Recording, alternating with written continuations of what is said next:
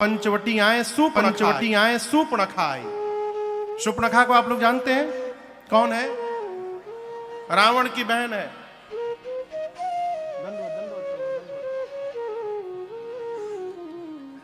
रावण की बहन है। इसके पास एक यूनिवर्सल पेन ड्राइव है। किसके पास? सुपर्णखा के पास। आई राम जी के पास आके शुरू हो गई। तुम सम पुरुष नमो सम नारी, यह संजोग विधि रचा विचारी। मम अनुरूप पुरुष जग माही, देखें खोज लोक तिहु नाहि। ताते अब लगी रहे कुंवारी, मन माना कछ तुम ही निहारी।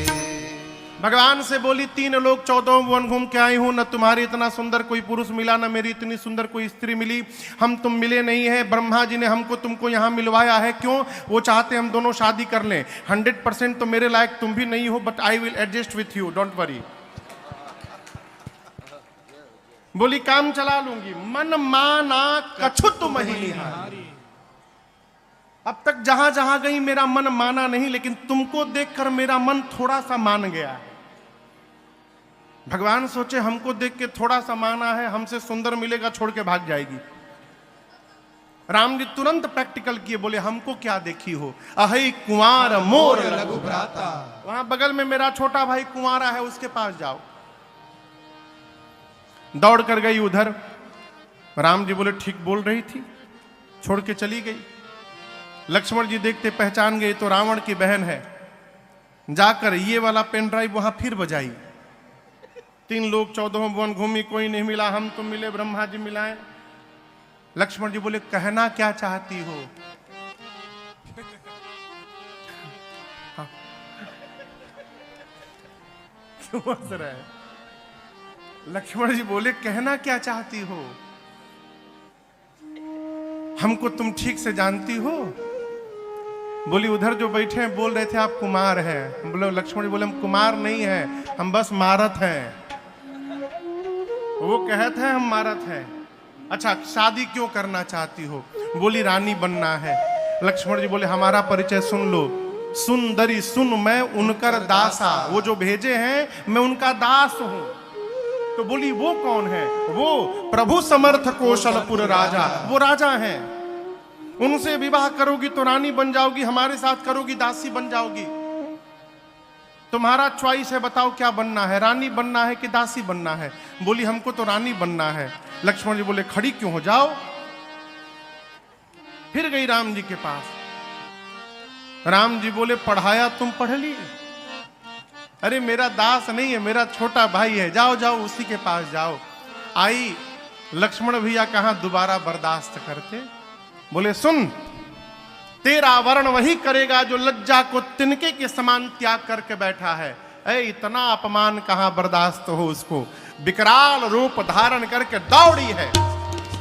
जैसे भगवान ने देखा विकराल रूप, भाई प्रभु ने लक्ष्मण भैया से इशारा किया, भाई जी भैया काट दो। क्या काट दो? केवल नाक नहीं, लक्ष्मण अति लाघव सो नाक कान बिनु की। ताके कर रावण कहाँ, मनो चुनौती दी। लक्ष्मण जी उसका दोनों कान नाक कान काट के हाथ पे सजा दिए, उसके हथेली पे। कहे मिला लो बराबर है ना, 2 ठे कान 1 नाक।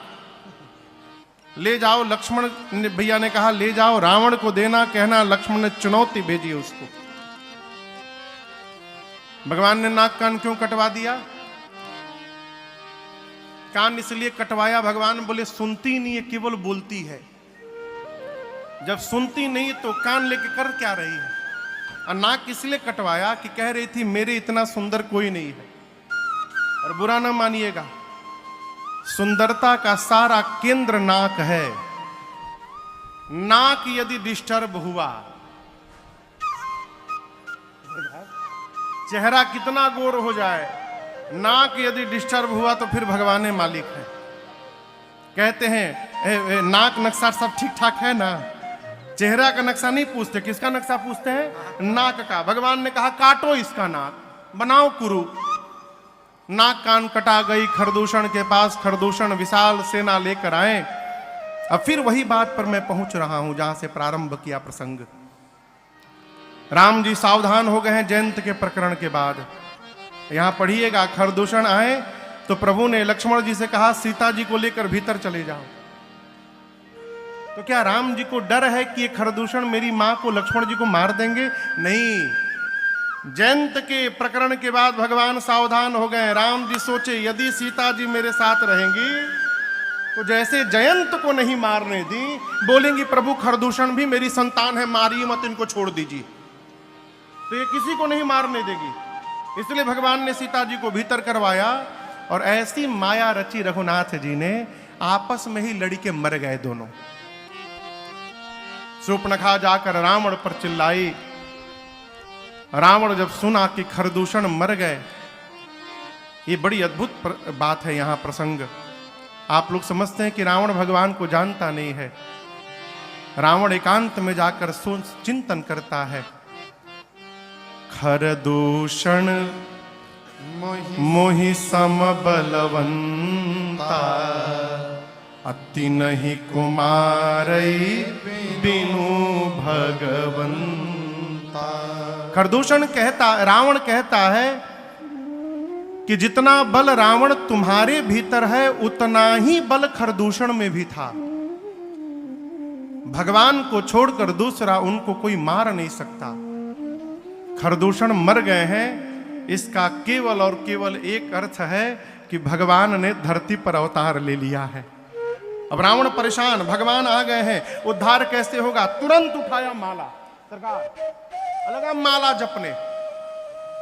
अभी आधा माला जपा था तब तक उच्चाटन हुआ मन में और माला उसके हाथ से नीचे गिर गई। फिर कहता ओह मेरा तामसी शरीर है ना, भजन में मन ही नहीं लगेगा मेरा, अब भजन नहीं कर पाऊंगा, भगवान आ गए हैं तो उद्धार कैसे होगा? रावण लगा छटपटाने। जब कोई उपाय नहीं दिखा उसको तो निर्णय करता है भजन नहीं कर सकता हूं तो क्या हुआ, युद्ध तो कर ही सकता हूं। मैं राम से अपनी ओर से जाकर युद्ध करूंगा और राम के बाण से प्राण का त्याग करके एक दिन रावण भी मुक्त हो जाएगा। ये रावण ने निर्णय किया। इसका अर्थ है कि रावण भी भगवान को जानता है, उसके पास कोई उपाय नहीं है युद्ध छोड़कर, भजन कर ही नहीं पाएगा। चला मारीच के पास।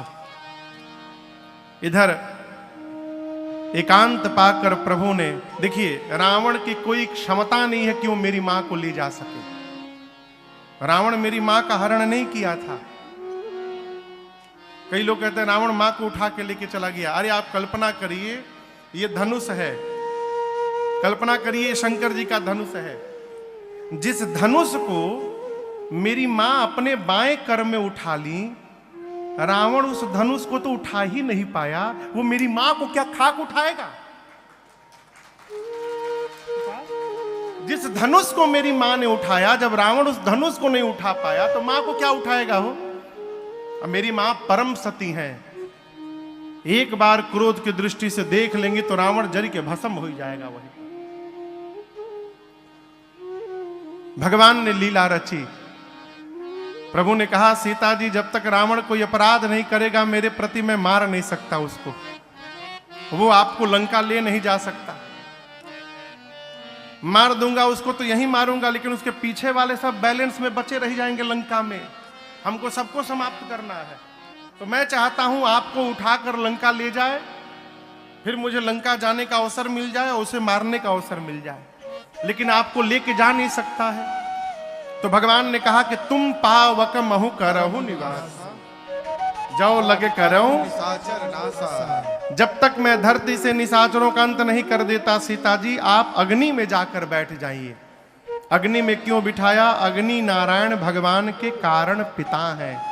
सीता मैया अग्नि में जाकर बैठ गईं और अपना प्रतिबिंब फोटो राम जी के पास रख दी। इस बात को राम जी और सीता जी को छोड़कर कोई नहीं जानता है कि अब ये नकली सीता जी हैं। यहां तक कि लक्ष्मण भैया भी नहीं जानते। लक्ष्मण हूं यह मरम न जाना, जो कछु चरित रचा भगवान।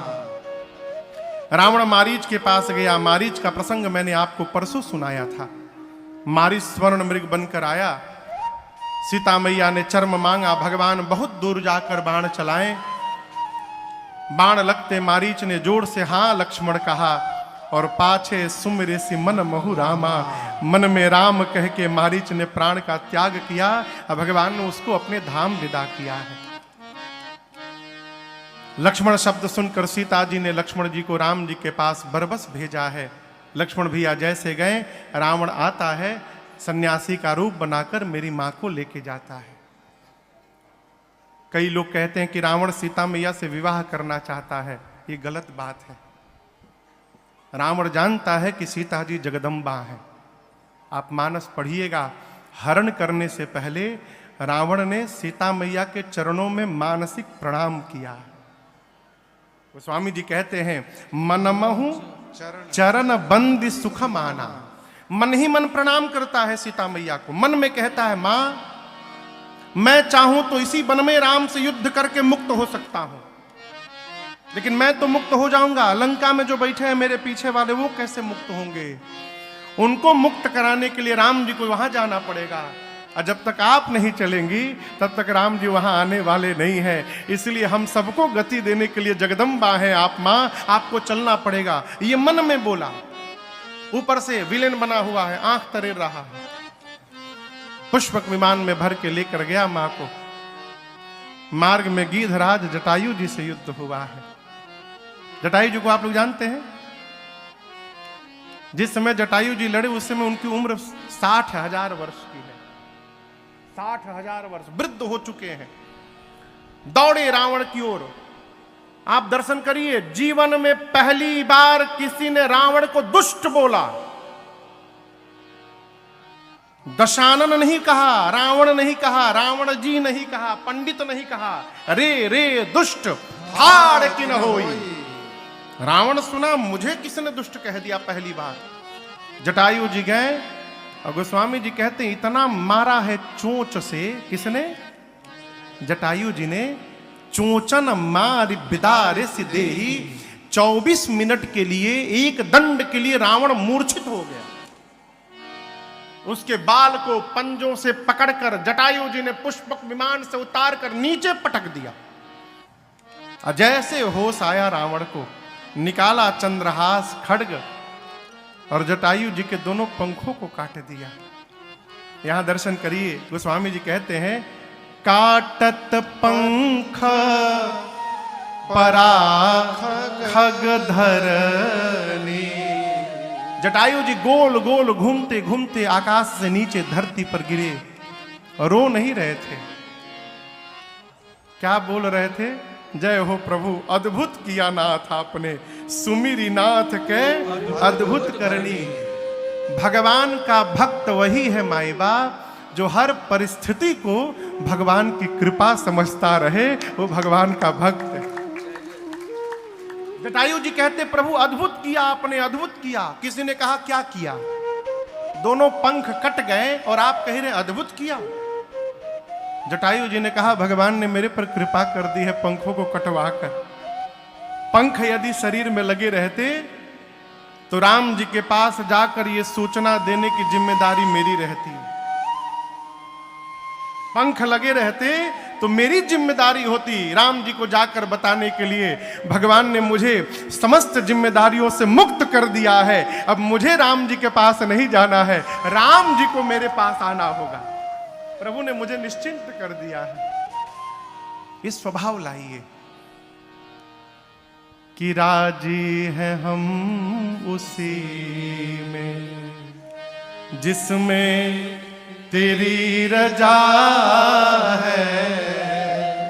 राजी है हम उसी में। भगवान लक्ष्मण भैया जब राम जी के पास आए तो राम जी नाटक करने लगे। गोस्वामी जी कहते हैं बाहिज चिंता। बाहिज माने बाहरी चिंता, भीतर तो राम जी जान रहे कि काम हो गया। उधर प्रभु नाटक करने लगे। मां से विहीन आश्रम को देखकर प्रभु बहुत रोए। जटायु जी के पास गए। जटायु जी ने पूरा वृत्तांत सुनाया और कहा प्रभु मुझे विदा करिए। राम जी बोले तात आप मेरे पिताजी के मित्र हैं, आपके पास पुत्र नहीं है, मेरे पास अब मेरे पिताजी नहीं है। यदि कुछ दिन आप और जीवित रह जाते तो मैं आपको ही ले चल के अयोध्या के सिंहासन पर विराजमान कर देता। आप राज सत्ता संभालते, मुझे पिता का सुख मिल जाता, आपको पुत्र का सुख मिल जाता। जटायु जी कहे, राम आपके पिता मेरे मित्र थे दशरथ, अब मैंने सुना है कि मेरा मित्र अपने पुत्र के वियोग में मर गया। यदि दशरथ राम के लिए मर सकता है तो क्या जटायु अपनी बहू सीता के वियोग में नहीं मर सकता? क्या मैं अपने बहू के लिए मरूंगा? रघुनाथ जी के नेत्र सजल हो गए। भगवान ने जटायु जी को अपने धाम विदा किया। अविरल भक्ति मांग करके जटायु जी ने प्राण का त्याग किया। अतेहि के क्रिया जथोचित निज कर कीन्ही राम। जो सौभाग्य रघुनाथ जी ने दशरथ जी को नहीं दिया, वो सौभाग्य भगवान ने जटायु जी को प्रदान किया। उनकी अंतिम क्रिया राम जी अपने हाथ से संपन्न किए।